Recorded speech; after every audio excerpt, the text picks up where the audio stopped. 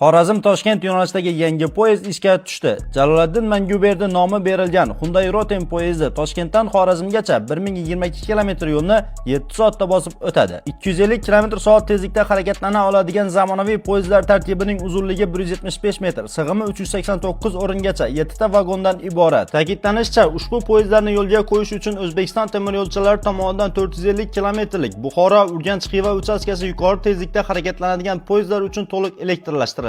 Zamonaviy Jaloliddin Manguberdi poyezdlarining Toshkent-Xiva-Toshkent yo'nalishidagi qatnovlari quyidagi jadval asosida amalga oshiriladi. Toshkent markaziy vokzalidan Xivaga jo'nash vaqti soat 07:00 da, Xivaga yetib borish vaqti soat 14:31 da. Xiva vokzalidan Toshkent markaziy vokzaliga jo'nash vaqti soat 07:20 da, Toshkentga yetib borish vaqti soat 14:51 da. Qatnov kunlari quyidagicha: Toshkentdan Xivaga haftaning seshanba, payshanba, shanba kunlari. Xivadan Toshkentga esa haftaning chorshanba, juma va yakshanba kunlari ushbu poyezdda yetib olish mumkin bo'ladi.